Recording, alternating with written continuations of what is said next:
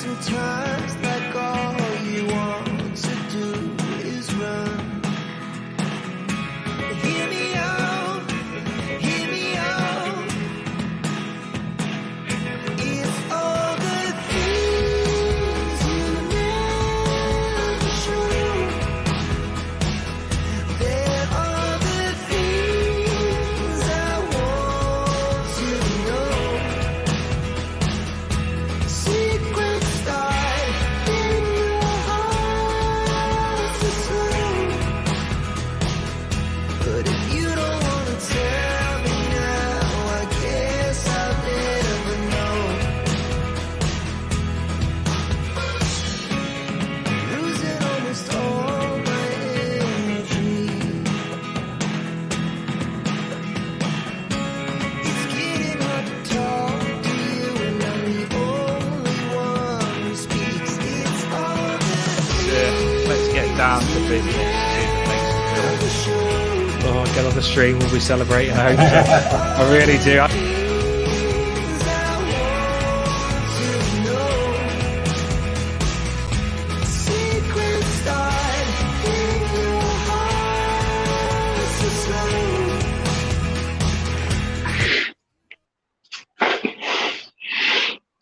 Evening, everybody. How are you doing? Welcome to TOFFEE Bluecast. I'm Paul, and with me tonight is Dan. Hi, Dan. Hi guys, it's me, Dan. Dan's had a bit of a medical emergency with his little one, so we've stepped into the fray, and we're going to do our best, aren't we, Jamie? 100%. Absolutely. So join in the comments. Let us know what you thought of the yesterday versus Arsenal. We'll try and pick out what we can from the game, analyze it a little bit, pick out the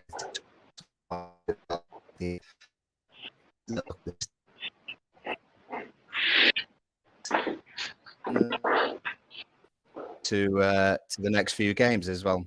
Okay, so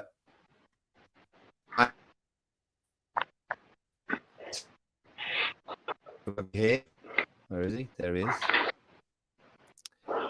And I noticed that our thing. There we go. All technical tonight. Get there in the end. So, please, Jamie. Just wasn't a good performance, was it? Just lackluster. I put it on my Twitter last night. Lackluster, gutless. It just wasn't a home performance that you'd expect from us, especially from a team that's had such good results against Arsenal at home over the past few years. Don't get me wrong. We all know what good of a side Arsenal are. They are without a doubt the second best team in the league. Proved that last year. You just got to look at how much their midfield cost compared to our starting 11. You know, it was night and day how much they had on talent they had on the pitch, and they showed it yesterday. Oddly enough, but I also think that we paid them a massive favour yesterday because we weren't at the races. They weren't at the races. They're not the team, or the team that I watched yesterday wasn't the team that I thought we were going to face. But at the end of the day, they got the job done and we didn't. Not really much more you can say on that, is it? Yeah. I was the same as you. I felt as though we defended well, generally through the game. I mean, they finished second last year and they've got some decent lads going forward as well. So 1-0, you could look at it. I know we sort of made some last-ditch blocks and everything else, but I thought defensively we were generally quite good. But as soon as we got over that halfway line, we just gave it away, and we didn't really offer anything in the final third at all. You know, that's where it was completely missing. So we're going to sort of go through it, and I've got one to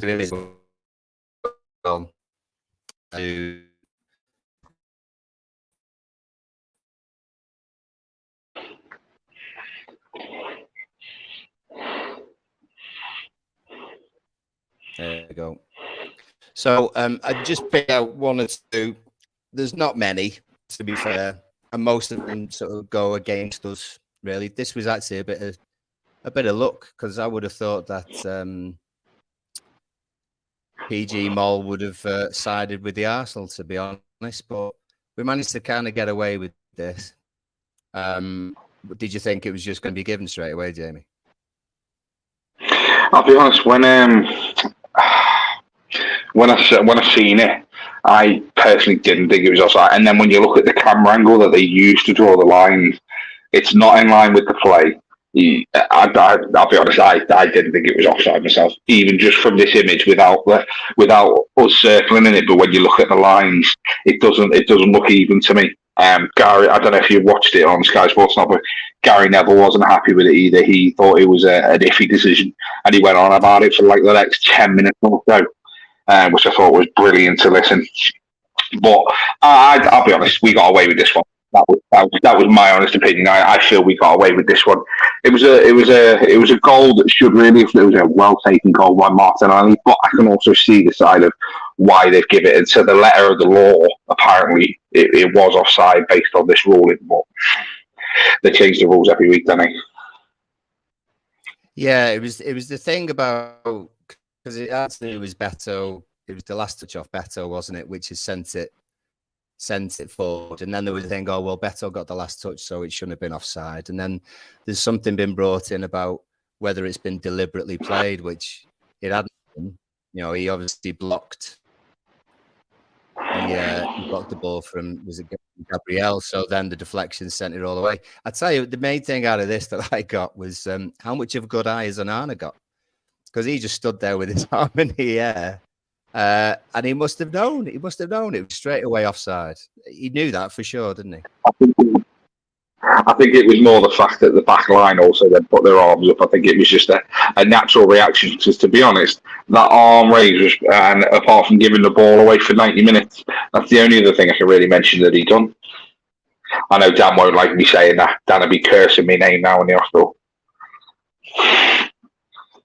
Yeah, I mean, even like just sort of looking at our lineup there, I thought we were set up quite well. I mean, they've just sort of got the ball back in their own half there, but we seemed to be quite comfortable. But there was a few times, whether it be Mikalenko or whoever, we were very slow coming out, I thought.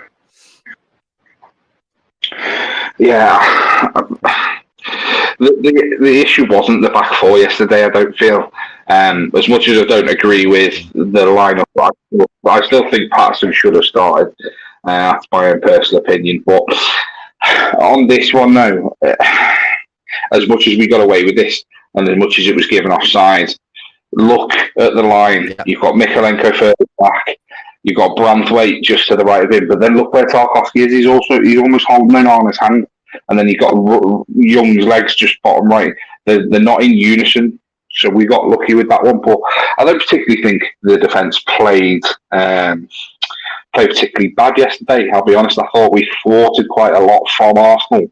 You could see the game plan was to hold and stick in for as long as we could, and then potentially try and nick a winner. And fair enough, it may be not what we want to see every week, but you know, if we'd have won that game 1-0 yesterday, would everybody be moaning that everybody's in such a critical position? I don't think so.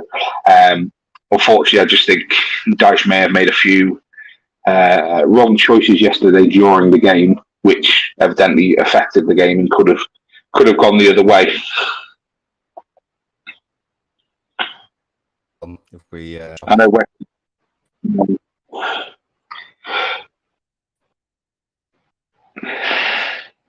I know Paul's having a few difficulties tonight, ladies and gentlemen, so please just bear with us.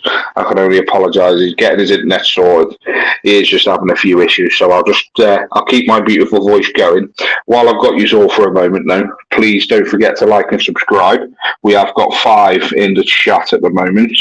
I can only see a couple of likes on this so far, and one of them was me. So let's boost those likes up, guys. I'm sure Paul will be back any moment. I'm actually playing double duty tonight, guys, so I've got my phone and I am trying to interact with you guys in the chat. I know West Egg put a comment there that I did want to talk about. Young was organised. I agree, Young was organising the defence, and Young's experience you can't really buy. But I must say, Young didn't have the best game yesterday for me. Yes, he may well have been organising the defence to a certain extent. In the first 10 minutes, he looked really good against Martinelli. But throughout the game, I just thought he was overloaded and dominated on his side far too often. And then let's just not talk about his set pieces, because his set pieces were horrendous yesterday. I'll say that again just before we had. What did you think of Ashley Young's set pieces yesterday, Paul? Oh, bloody hell. If it was just like he was trying to keep them in the air for as long as possible. Do you know what? I understand why we signed Ashley Young. I'm not personally against it, and I understand why we're trying to use his experience. I've just said there, West Egg put about him organising the defence at times yesterday. For the first 10 minutes, I thought Young dealt with Martinelli perfectly. Didn't really get a sniff, and he got a couple of goal kicks from him where he kicked the ball off him. After that, he just got overloaded on his side throughout the whole game. And I personally think Mykolenko had a better game than Ashley Young yesterday. I mean, Mykolenko had less to do. But it is what it is. But yeah, no, I wouldn't, especially with McNeil on the pitch as well. Why have we got Ashley Young taking all the set pieces when you've got McNeil that can whip a ball in? Yeah, I was on a space last night, and I pointed out, if you had the same person taking free kicks, you had them taking penalties, and they missed or hit the wall with all five, you'd change and have someone else take them, wouldn't you? So why is it not happening that way on corners? Mate, if I used to play Saturday and Sunday league, and I used to be a free kick taker back in the day during my thinner days. If I didn't, say if it was an attacking free kick, if I didn't get a shot on target, if it was within a position to get a shot on target within the first 2 free kicks, my manager, who I'd run war through, he'd take me off and put somebody else on. That's what you do. If it's not working, change it.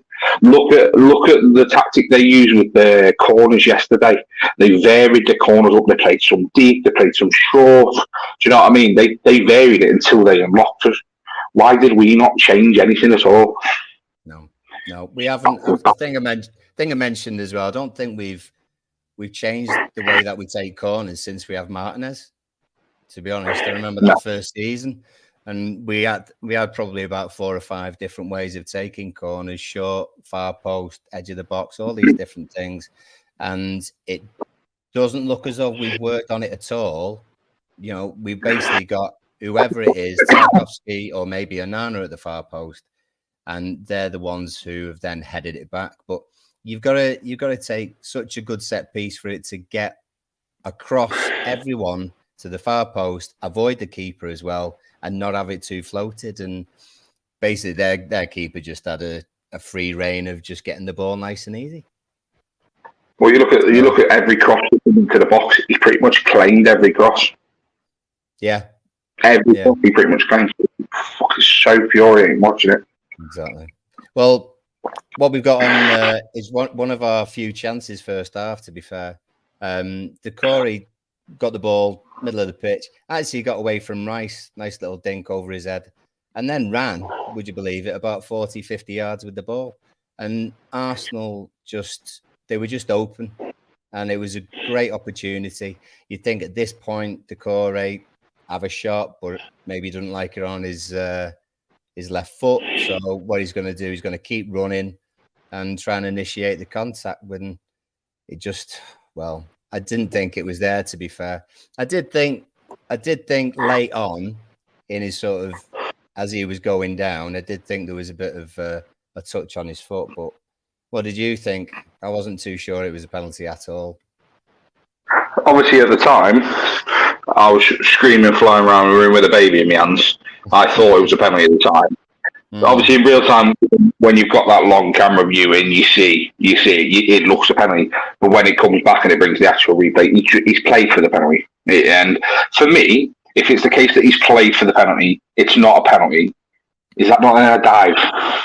Because I don't think there was enough in it for him to go down. So if I don't think it was enough in it, and I don't think it was a penalty, what's the ref's opinion? Is the ref's opinion that it could potentially have been a penalty, but he doesn't see it as one, so he won't book him for it? I don't quite get the ruling on that. But for me, it wasn't. He was looking for it. He went for it, and he's effectively run I think it was Saliba. I think he's run into the direction where the leg was. I don't think it was a penalty. I really don't. I don't know what the comments. Everyone put in the comments. I've got the comments here. Put in the comments. What do you think? Do you think it was a penalty? Do you think I'm talking rubbish? Whatever you want to say, go for it, and we'll bring it up. But for me, it was a no. If that was given against us, I'd be cursing the ref and everyone involved. Be livid. So Be absolutely livid, wouldn't we? To be fair, and you can see Saliba moved he's got his arms down by his sides, and he's pulled his leg away as well. And it's hard going in it, really. If that's one of the few chances that we've had in the game to try and create something. I do actually wish he would have had a shot, to be honest, because he sort of ran out of ideas about what to do. yeah, oddly enough, what West Eggs put there about if it was Arsenal, they'd have got the penalty. As that game was happening, I literally said the exact same thing. If that was the other end, it probably would have. I'll be honest, but yeah, no. Rob's put never a penalty in his opinion. Everton agrees, no penalty.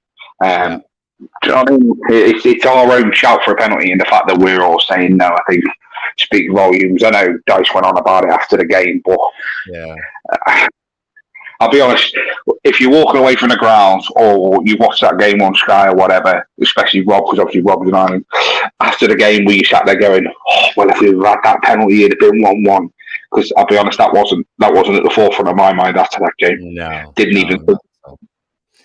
Not at all. Going forward, we're just going to have a look at some of theirs, actually. I got some stills, basically from, it's two of their corners where they've had They've had a couple of decent chances. I've got a bit of feedback there. I don't know if you've changed something, Jamie, there. I'll sort it now. Bear me 1 second. No props.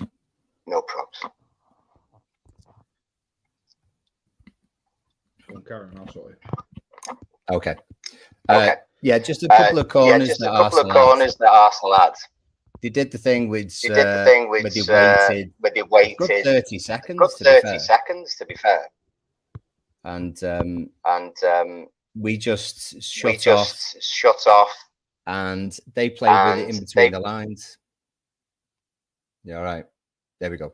They play in between the lines. So the likes of Odegaard, which you can see on the edge of the box, just in that D. You've got Rice just alongside there. And you've got Trossard as well, sort of behind where McNeil is on the corner of the area. So this was a Odegaard chance.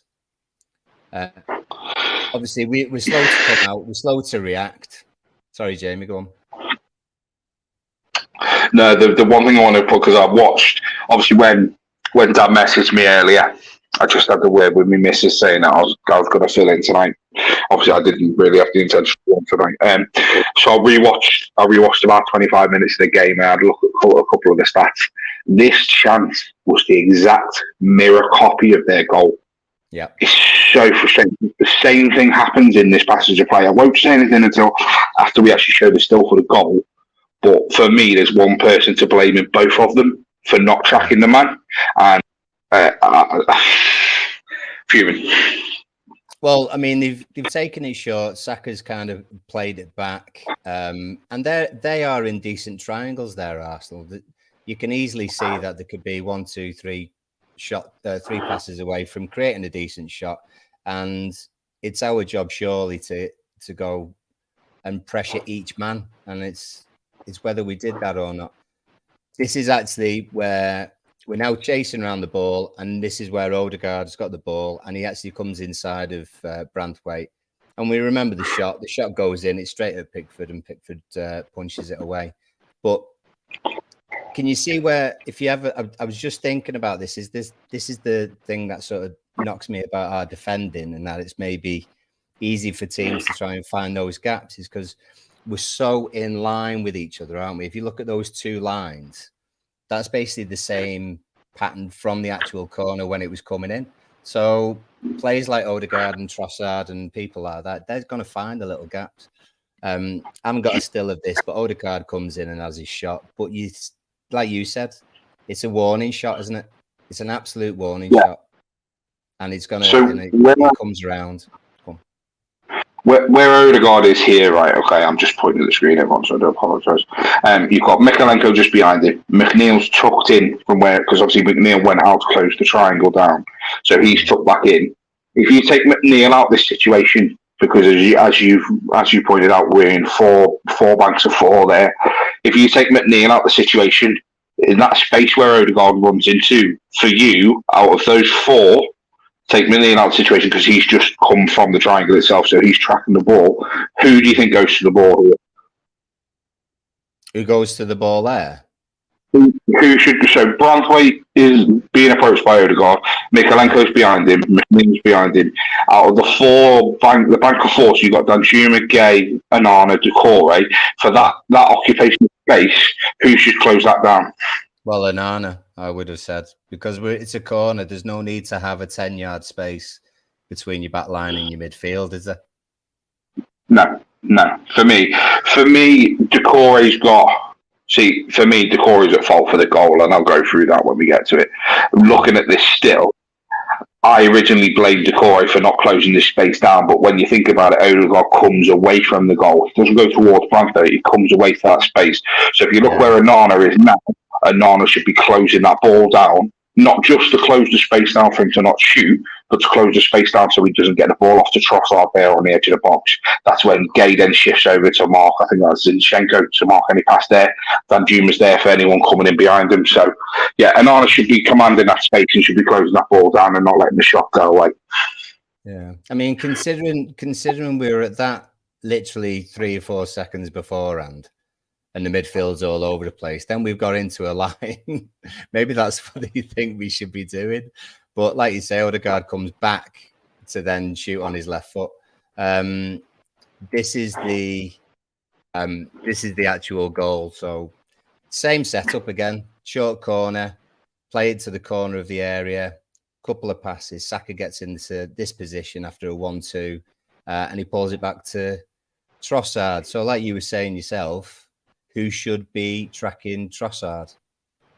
The only thing I want to point on this still has been took right before Saka pulls it back. If you went back 2 seconds before this, Trossard's behind Decore. He comes flying past Decore, and Decore loses it. I watched the goal like 3-4 times just to make sure I was onto it. Don't take nothing away from the goal. The goal was fantastic. It was a great finish from where he was. But I'm sorry, 2 seconds before, Trossard's come through that gap between Idrissa Gueye and Decore, and I'm sorry, you've got that massive open square space between Danjuma, Decore, Anana, and Tarkowski there. That is Decore all over. That's where Decore should be, and that's where he should be tracking the run there from Trossard, and he doesn't. Completely loses it. Free shot, great finish. I'm taking nothing away from the boy. I like Trossard. I think he's an Arsenal style player as well, but yeah, Decore at fault for me. Yeah, and I mean the thing is, this isn't new really. Whenever you concede a goal, there's always going to be something you could have done. Someone could have been in a different position, everything else. But since we've been doing Bluecast and we've had stills of the goals and stuff, it's always been someone didn't get back another 5 yards. And there's always just a bigger gap in front of the defense. It's a little bit like the Sheffield United goal. Was it the first one? Their first one, wasn't it? Where McBurney has the ball, Tarkowski's behind him, I think, and he lays it off to the other lad who's on the edge of the box unmarked. And you just think midfielders and defenders have got to work a little bit better together. And I don't think we tend to do that enough. I don't think whoever's playing in a six, whether it be one person or two, are close enough to the two centre-backs. And we keep getting caught out with it. That's, I mean, Trossard's finish was literally like one side foot, no touch before and off the post. Yeah, Tarkowski tries to get ahead, but it's too far. Pickford, no chance. And no. And like a few people said as well, they knew that they only needed one goal because we weren't really offering anything, which was a tough one, to be fair. West Egg's not a fan of Anana. I think a few people just disappointed with a few lads, really. I thought sometimes the shape was all right. They worked quite hard, but I just think, do you know the one thing? there was other things we could have done. There's just other things. The one thing I noticed as well that no one's mentioned. Have you noticed for set pieces and for corners, we now mark zonally? Yeah, Towards the end of last season, it was man on man mark, and all of a sudden, and I don't know whether this could be potentially why we're conceding set pieces or we're conceding for balls being put into the box, but we're starting to, and I noticed it. I think it was like the second corner they had that they looped it to the back post, even in the Blues. And actually, even was saying there's always somebody coming round the back. It's because they were marking zonally, which again goes back to what we said about how it looks like we've got two banks of four. So when they're playing short, they're just playing throughs because people aren't coming back those extra 5 yards that they need to. And I truly believe that Arteta got his tactics spot on, because those short corners absolutely messed us up completely. And with zonal marking, if they're not in your zone, you're not going to track that player. And that's why they got so much space when they played those short corners. So I think I want to give a little bit of credit to Arteta for that. I think he got that spot on with the way they went after. It wasn't just once either. They had I think it was something like 13 corners, something silly like that, and I think like 7 of them ended up being short corners. And they created points from like 4 or 5 of them. So it was only a matter of time before it worked, and we just weren't smart enough to click on and go, do you know what? If it's a short corner, go man for man. If it's a ball into the box, go zonal. Yeah, and the thing is, Arsenal have actually, and this calendar year, I think the stat came up as that Arsenal are joint top in number of set pieces scored from. So, we it's something that you should really be aware of before the game actually starts. We are just slow to react, I think, and that's why it's really difficult to watch. But do you think that's the players, or do you think that's the manager? Because for me, that should be at half time, especially when you're in the first half and they've already played 3-4 short corners. Yeah. Do you not feel that that's on Pikes to go, right, if it's a short corner, 2 men go out and charge the ball, everybody else man mark everybody back. If he wants to try and get a scrappy 1-0 win, why at half time when you've seen it already happen, you've seen them already get chances? And I'm not a dice out. I've seen a lot of dice out, which I think is fucking pathetic. I'm not a dice out, but I do think that he needs to spawn up a little bit. And I think at half time, because if I was a manager at half time and I'd seen that, I'd have literally gone, right, the zonal marking, if they're going to put the ball in, stick to your zones. Because you could look at them as they had Saka, Martinelli, Vieira, Odegaard, Declan Rice.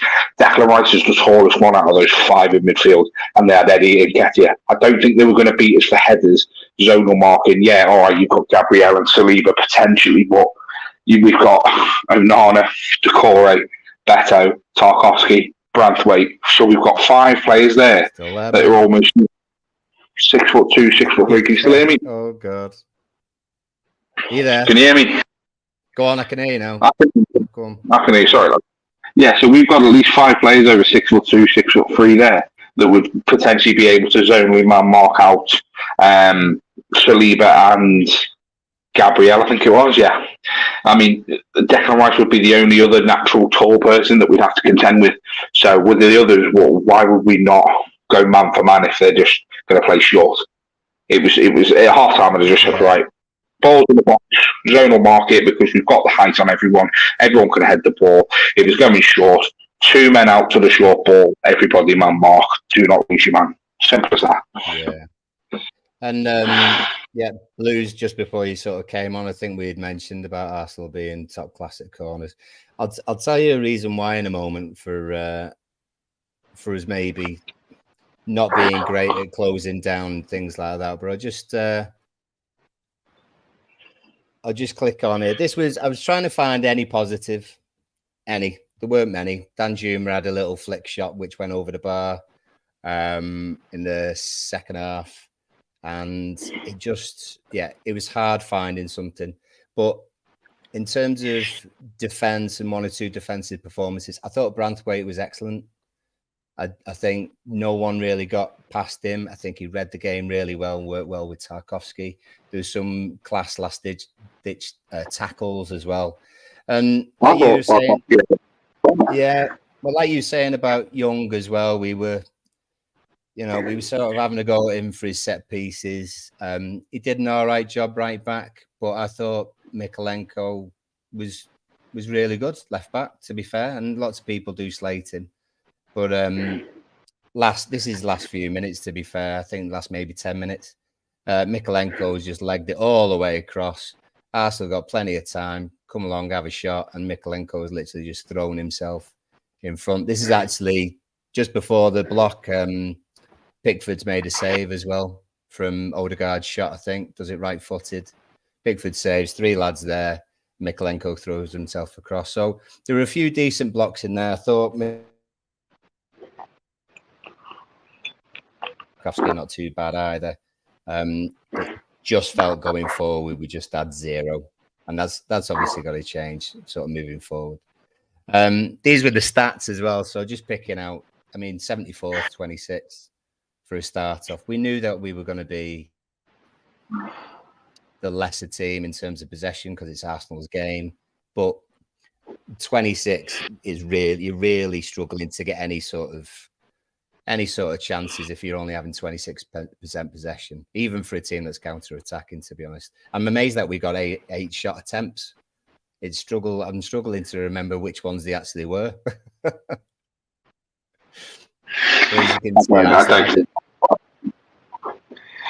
No, do you know what? I think Mikalenko, Branthwaite and Tarkowski are the only ones really who covered themselves in glory yesterday, in the sense that they were solid. They didn't really put a foot wrong, and if they did, it was quickly forgotten for how well they actually battled. I feel sorry for them. I was just going to say, and Pickford as well, but we just take it as read, and take it as it is, that Pickford is just always brilliant anyway. Do you know what I mean? It's normal. Unfortunately, I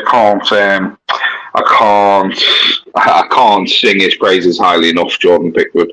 We all know he's the best goalkeeper we've had since Neville Southall, and I don't care what anybody says. It's the truth. He's the closest thing we'll probably ever get to Neville Southall. So take that as you wish. But yeah, I think those 3 battles really hard. I'll go on to the midfield at the end because I've got a lot to say about the midfield, and I do feel that the untouchable trio in the middle do need changing. And I did put it in my pre-match team, and there was a certain somebody that I wanted to drop.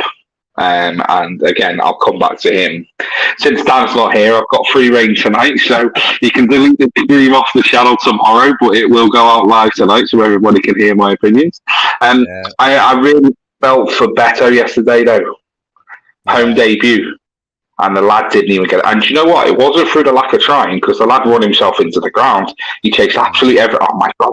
Did not mix it up with their defenders, the little fannies. Honestly, like that one where which one was it? Saliba or Garrett? They went down, didn't they?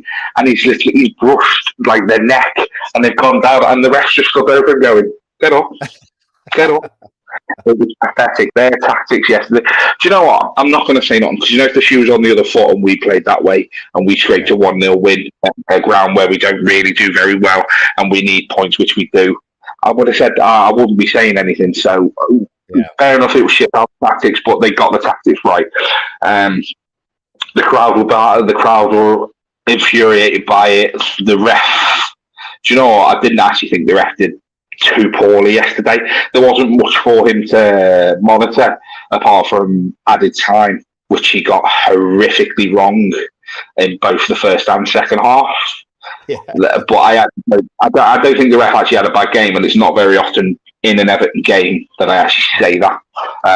But I actually thought the ref dealt with it quite well yesterday. Arsenal got their tactics spot on.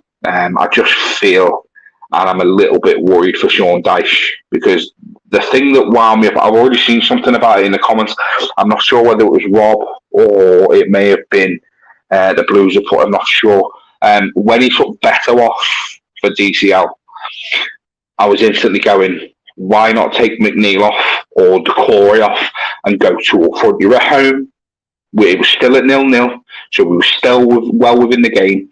Why don't you put DCL on and go, right, Dominic, you go for the headers. Beto, you run off everything that he wins. and let's try and get up the pitch and try and get a goal. Why did he then take? Yeah, it was Rob. Thank you, Rob. Why did he then bring Chimiti on after letting Danjuma play off DCL for 5 minutes to then go to up top at 1-0 down? I'm a little worried for Dyche. Some of his tactics are a bit worrying for me, and at home against the team that finished second in the league yesterday, you're still 0-0. You're not throwing the kitchen sink at it by taking maybe Corey off, who was effectively in that pivot role, going forwards, going back. Just ask McNeil to stay back and tuck in. Ask Danjuma just to stay back a little bit further and tuck in to alleviate that pressure in midfield, because they're three across the midfield, didn't they? They had Vieira, Odegaard and Rice. And Rice pretty much sat in front of the back four anyway. So you could have just said to DCL or Beto, just stick on him and just float round him while he's messing around in front of the back four. I don't know why he didn't go up top. And to be honest, he's played with Burnley traditionally as two up top. It was Ashley Westwood and what's his name? Barnes. Yeah, Westwood and Barnes. Yeah. And you look at you look at how beneficial they were to Burnley, playing two up top. And I feel so much for, again, the Bruce is right. I feel for Beto, and he's the one that I truly feel for. I feel for McNeil, because you could see McNeil wasn't fully fit, but he still run his heart out. Well, Chris Wood as well, well done, Rob. But yeah, I felt really sorry for Beto yesterday, because that was his home debut. It's a shame it was Arsenal. Can't fault his effort, because he mixed it up really well, but he didn't even get a chance, didn't even get a sniff. DCL didn't really offer much when he came on. He tried, but I think the game was gone then. At that point, it was a case of us chasing the ball down and chasing the game, and it just opened the game up really. And he didn't really. He had that one chance, didn't he, where it looked like a shot cross sort of thing, but he didn't really get a hold. We don't really know what it was, but yeah, I feel for Beto yesterday. Yeah, I agree with you. And I thought Beto was isolated. Whenever the ball came forward, even if he was in the vicinity, it was always going to be a case of him being at least 20, 30 yards away from anyone else, and we couldn't get far enough forward quick enough to actually help him. And he was against 3 Arsenal defenders every time, to be fair. I said on the pre-match on Saturday, I'd mentioned I thought it was going to be tight, and I said substitutions will play a massive part, and actually I was right for once. But actually what was unfortunate for Dyche was that he made the switch literally 3-4 minutes before Arsenal scored. I think if Arsenal had scored first, that change, which actually is quite early for Dyche because it was on the hour. 69 minutes was when Trossard scored. So, it wasn't far off the hour. So, it's quite early for him to make a change, if any change. But if Trossard had scored first, that might have been a change that he might have done with DCL and Beto for the last sort of 15, 20 minutes, if you like. He did change it to 4-4-2. Or it looked like it anyway, because Danjuma seemed to be playing up alongside DCL. And but it just never seemed as though we were close enough to either Beto or DCL. Because Danjuma, I think, you give him the ball as much as possible, because he's one of the few players who's just going to run.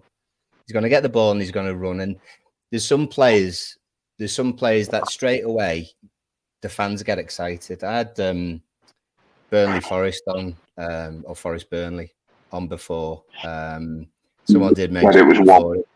It was 1-1. Burnley had a man sent off, and actually both teams could have won it. Burnley actually did have a second goal disallowed for a slight handball. So that's the best result for us, actually, which is really bad that we're saying that right at this stage. But there was a lad playing left wing for Burnley, and I don't even know who it was, to be honest. But you could just tell, in front of their away fans that he was, he's one of their players that when he gets the ball, because he's going to run at people get excited. And we don't have many players who get us excited at the moment.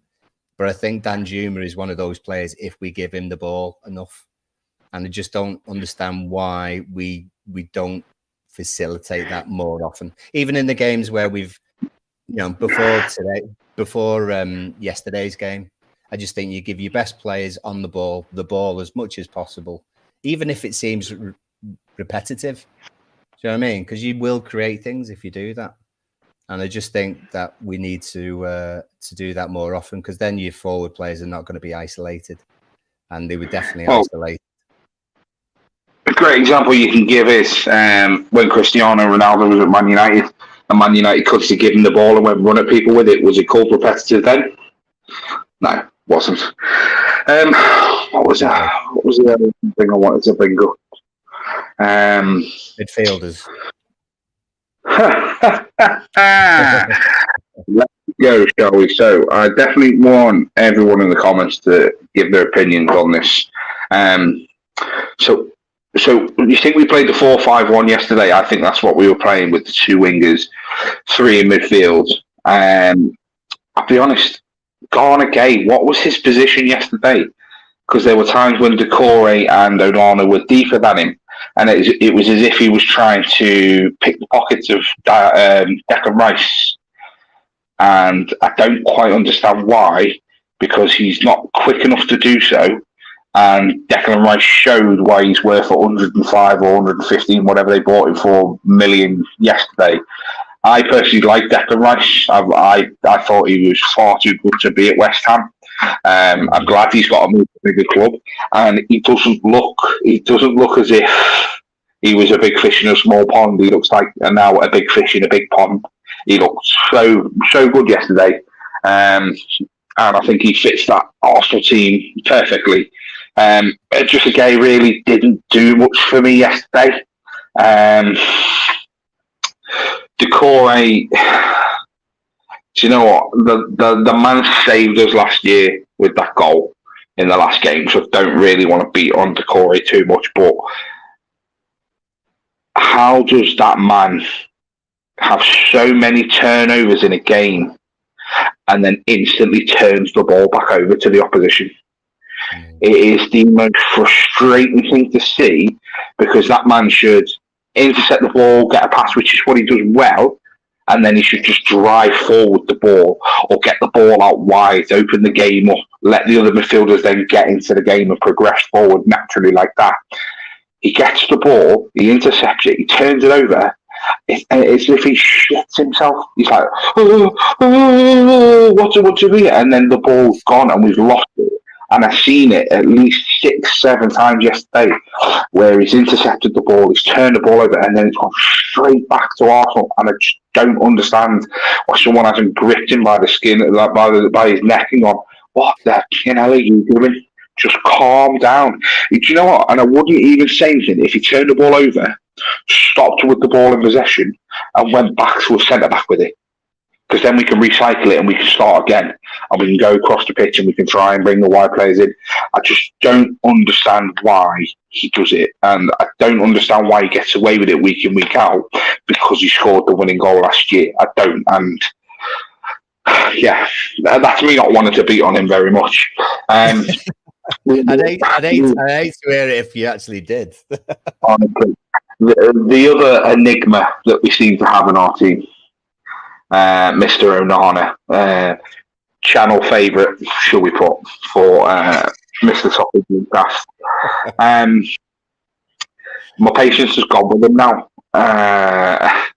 You can have 2 man of the match performances for Belgium against, what was it, Albania and Qatar, or Armenia and Qatar. I'm sorry, obesity has struck me, and I could have a man of the match performance against both those teams. He didn't score for them. He didn't set them up. He just played well in midfield against Farmers.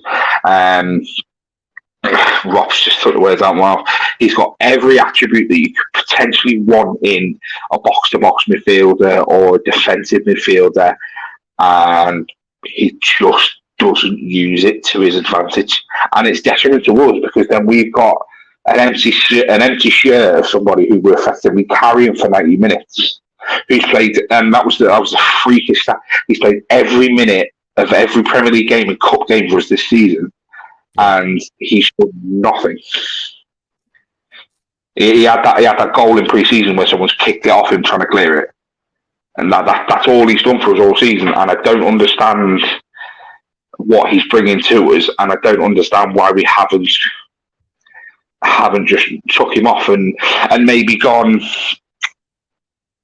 because we played 4-5-1, which again I'm not too keen on with the trio in midfield. I think they think they're going to get picked every week, so I think we need to sort of break that. I think we need to break that and we need to try something else. Whereas I'd like to go for us to go for like a 4-3-3 and potentially have a Cam behind Beto as the third midfielder and have two sitting, as opposed to having two trying to chase the ball and one sitting, which is what the 4-5-1 brings. So have maybe Harrison one wing, McNeil the other, Beto up front or DCL depending on fitness and whatnot, and then maybe play Danjuma behind, or maybe play McNeil behind, and have Danjuma on the wing. Like, we've got so many options. We can even do the same for Harrison. We can play Harrison in behind. I just don't see why, when we're not scoring goals, when I take the Arsenal game out of it and the Villa game out of it, the other three games where we create so much, why can't we play and have somebody in there to try and get the foot on the ball and try and actually... I tell you, be perfect in that role is that Harmer from Sheffield United, the one they got from Coventry. He's a perfect example of someone who sits there in that pocket behind the striker and just links the play.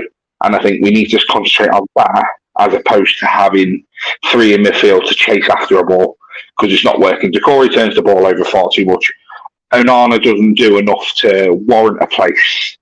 And as much as I love Idrissa Gueye, unless it's a slow aging midfield, he doesn't really play the Idrissa Gueye way. If it's a fast young team or they can pass a ball like Arsenal did yesterday, he's redundant. You don't really see or get any benefit from him. I didn't see us get a major benefit from him yesterday. No.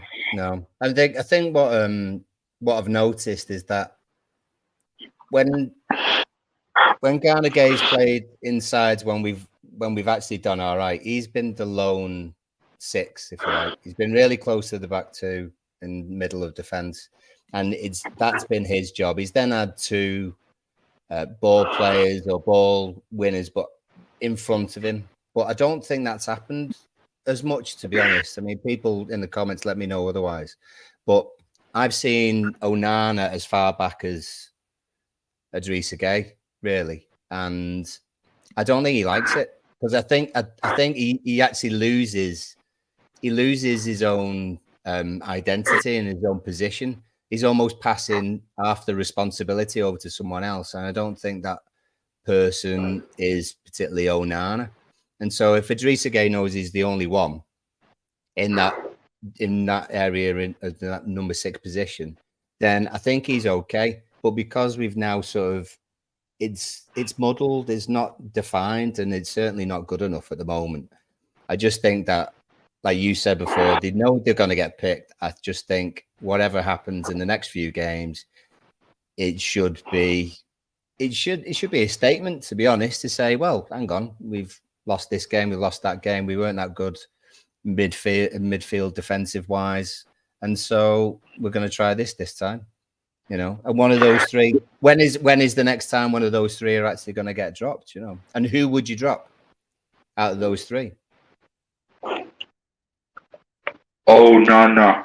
I just want to. So the Blues. I'm not disagreeing with what you're saying. The Blues, and I'm not putting you on blast or anything like that. You put a comment in there going, one player can't dominate the ball. Who's he going to do triangles with? Understand what you're saying, but I've grown up watching players who haven't got as much footballing talent or ability as I think that Onana has, and potentially in Spurs has shown with his passing ability and his strength and the way he wins headers. I grew up watching Roy Keane do it for Man United, where he would intercept the ball. Someone who was not naturally gifted as a footballer. He was known as a defensive midfielder, but would then bring other teammates into play.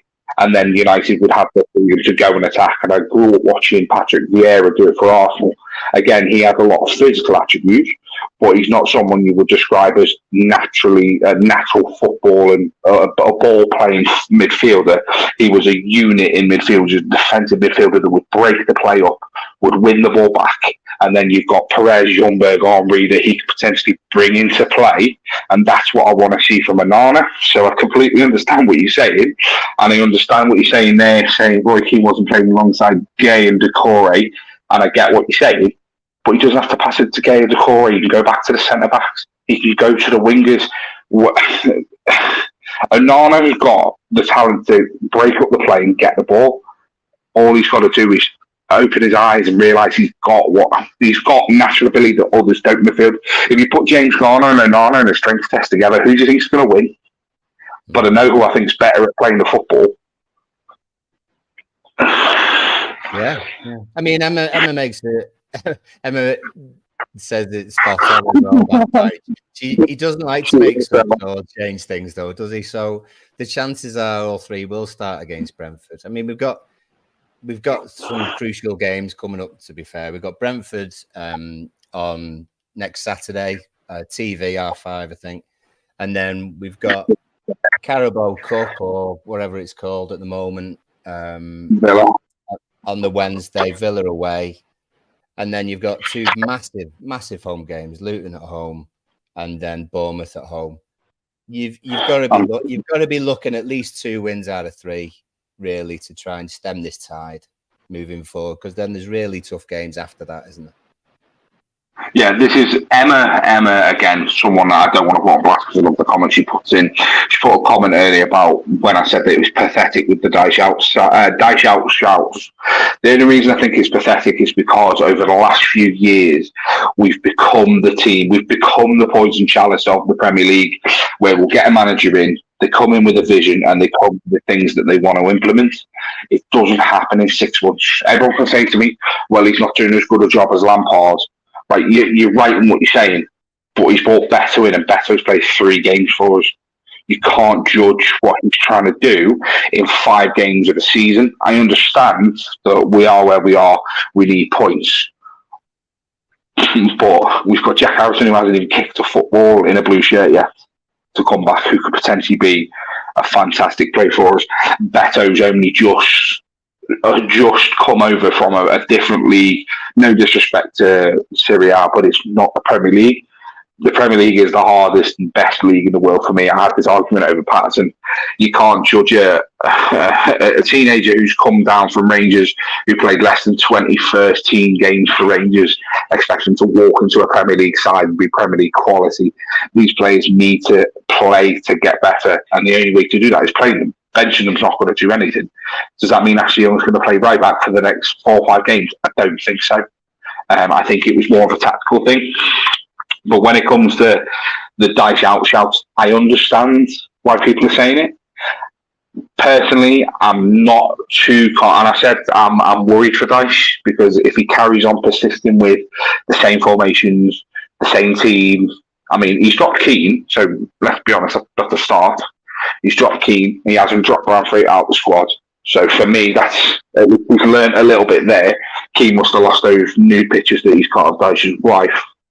But I'm worried for Dyche, and I'm worried that if things don't pick up soon, then potentially... fair enough. I retract what I said about pathetic. Then I retract the word pathetic. It probably wasn't the correct word to use. Yes. Yes. I'll reword it. Yes, sorry, Emma. I'll reword it in saying that it's not an opinion that I share based on 5 games of the season. I just think that, and I hate to quote him. I really do hate to quote him. It is the fine margins that are letting us down, especially in the games where we've lost 1-0. If we'd had Beto with the chances that Morpay got against Fulham, I don't think we'd have lost that game. If we'd have had Beto in for the... who else did we lose to at home? Wolves. Who was the last team? Yeah, exactly, Wolves. I don't think we'd have lost that game either, with the chances that we created. So, yeah, it's more of a... I appreciate it, Emma. It's more of a a worry and a frustration from my end. There are good signs there. It's just I think the shouts are just a little bit too early. I understand that if it carries on, there's only. I've seen an analogy earlier. If you hire a chef and for 6 months he burns your dinner for 6 months, how long are you going to tolerate it for? It's true though, isn't it? How many times are you going to tolerate us losing week in, week out? That was the only other thing I wanted to mention. Did you see who had the most passes for Everton yesterday? Had the most what? Sorry, passes in the whole team. Oh, I'll have a guess. Well, I'd imagine it would have been Young. Jordan Pickford. Should have known. Based on that answer, who also do you think had the most progressive passes for Everton yesterday? Oh, not Pickford again. Jordan Pickford. And that says it all about the game yesterday, that our goalkeeper had the most passes in an Everton shirt yesterday and had the most progressive. It's such a worrying stat. So personally, I'm worried for Dyche. Yeah, I'm worried for Dyche. There was a moment, wasn't there? We had a free kick actually just inside their half, and Pickford came up and took it. And I think Gary Neville was like, "What's he doing, coming all the way out of his box?" That's what happens every week, Gary. That's what happens every week. You know, he should be like Chilave, that Paraguayan goalkeeper, come up and take the free kicks when we get one on the edge of the box. I think we'd have a better chance of scoring, to be honest. Yeah, Blues, absolutely. You're absolutely spot on. Take all of our free kicks. I reckon he'd do all right. Might as well. Can't do any worse than what we're doing. It's more of I'm worried for Dyche, but I haven't lost hope in Dyche. And again, as much as I hate to quote him, the small margins in a few of the games are what cost us yesterday. Do you know if Trossard had hit the post and the ball had come out yesterday, and then we'd have scored the last minute, we'd have just all turned around and gone, do you know what? It was a poor game. We didn't play well, but we grinded the result out. Which, in all fairness, I think if a lot of true Arsenal fans that watched the game, would they not turn around and say, do you know what? We didn't play our best, but we grinded the result out. Because I remember hearing Gary Neville say on commentary, these are the types of games that he wanted to see whether Arsenal progressed from last year. Because these were the games where they weren't able to grind the team down and get, do you know what I mean? Get the 3 points from it. Yeah. Well, actually, there was a comment, and I'm just sort of scrolling back really, just see if I can find it. But it might well have been the Blues. Just mentioning about the difference between got it now. Difference between last season's win against Arsenal and the loss yesterday was Arsenal actually turned up. Arsenal are a better side than people are giving them credit for this season and last season. Players have changed. Arteta's had another few seasons with them now. They've got younger players going forward. They've not necessarily got any, I'll say many amazing like stars that would be the top dog in another club, but apart from the odd one or two maybe. But the fact that if everyone had sort of had this fume, or and it's mainly Twitter, we know it's mainly Twitter, before the Arsenal game, then what's changed is after us losing 1-0 against the team we finished second last season, going to be up there again this season. There are positives in that, and the fact that it's these games coming up now. It's the Brentford away, it's the Luton at home, it's the Bournemouth at home. They're the games really where we turn it around. And Dyche proves that he is the person to be in the hot seat at the moment.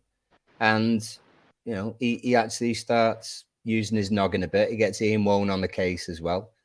And we start changing one or two things positively and creatively so that we can actually start scoring goals, and the rest will come along with it at the same time. So that's where we're looking for, really. And one thing I was going to say before, it was about closing down corners, but I think it actually goes with all of our play, is that we've had it for a good few years, that there's just a massive fear of failure, isn't there? There's just a massive fear of failure. What usually happens is that teams who come up from the Championship, they're expected to go down, aren't they? They're expected to go down. These players are taking a good chance. There's not too much pressure on them in terms of beating everyone because no one thinks that they're going to win any games. You know, they just get on and play and enjoy it. And if they make a mistake, they make a mistake, but they're not going to get rollicked for it by the manager. Certainly not going to get rollicked for it by the fans. But we haven't had that for a long time. And it's not just the fans sort of getting on players' backs. We do, you know, naturally we do. We always have. So has everyone. But we've got players who have got the skills, who have got the passion, but they're just scared of doing something. And I think what happened in yesterday's game was we had opportunities to go forward. We had opportunities to try and dribble that extra 20 yards or to do a pass that, you know, wasn't 5 yards backwards or 5 yards to the side. But the players at the moment are just so scared of making that mistake and doing something that loses the game that they just want to play safe. And hopefully moving forward, they can find it within themselves. Hopefully Dyche can find it for them as well, where they take that extra chance, you know, and they do something that changes the game, because we didn't really have anyone who wanted to change the game. I think Dyche actually mentioned it in the post-match. We didn't have anyone who wanted to change the game. Who wasn't willing to take a chance. There's a difference between defending and blocking and doing something that's going to hurt the other side. And we didn't really have anyone who was going to do that. So I hope he gives them an absolute beast in this week. Screw the bleep test. Get them on the ball. Get creating. Start thinking about set pieces, doing it differently, free kicks, and just play between themselves around that area and start thinking about how we're actually going to beat Brentford, create chances, and keep a frigging clean sheet. That would be good, wouldn't it? That would be brilliant if we could do that. Jamie, I'm going to sort of wind it up now. But have you got anything else you'd like to add? No, I just want to reiterate a point that Emma's made. I personally like to see him play 4-4-2. I know he's probably going to say that DCL's not Phil, whatever. He's got his mask on. He's trying to be Batman. Play 4-4-2. Luton at home, if we don't play 4-4-4 or we don't play 2 up front, what is the point in us playing at home? What is the point in us having us 2 fit strikers there that could go win us the game? They are the worst team in this league by a clear mile for a reason. We are at Goodison Park. It should be a fortress. It's not a fortress. That's what we should do. Worst team in the league. I'd rather see us lose 1-0, but we've absolutely trounced them and we've got unlucky, than see us leave 1 up top and try and soak up pressure from the team that are bottom of the league. Go 4-4-2. Brentford, Luton, Bournemouth. Go and win all 3 of them. I don't care. Literally, the reason why I said about the Dyche thing being pathetic, which was the wrong terminology, the reason why I've not bought into it myself, we are 5 games into the season. If we go on a nice little run still, when you look at it, Man U and Chelsea are just above us. It's not set in stone the way the league's going to go yet. Maybe the top couple are where it's going to be at the end of the season. But if we go on a nice little run, it all turns around. And confidence breeds confidence. Winning breeds winning. If we get into the point of winning and we get into a style of play, these are apart from Iwobi, this is the same team that dumped Brighton 5-1 at their place. We can do it.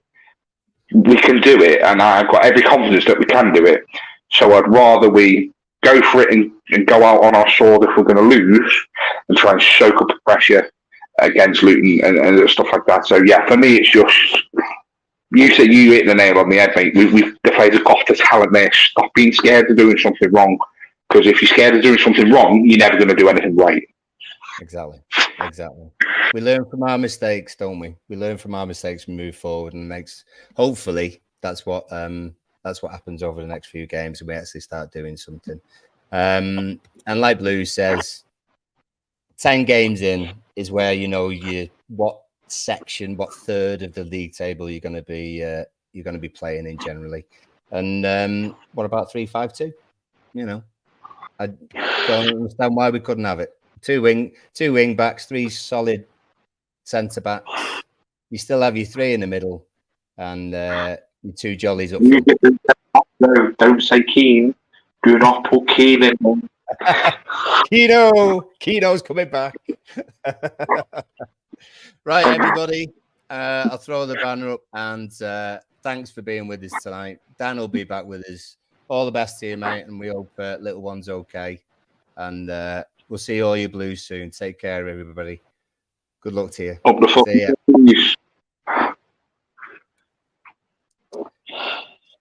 Drop this. Here we go.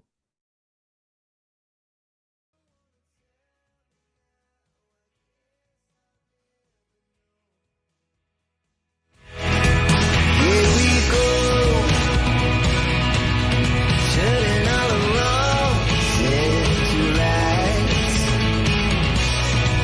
Here we go, you can take me there to France. Whoa, this life is Let's get down from this.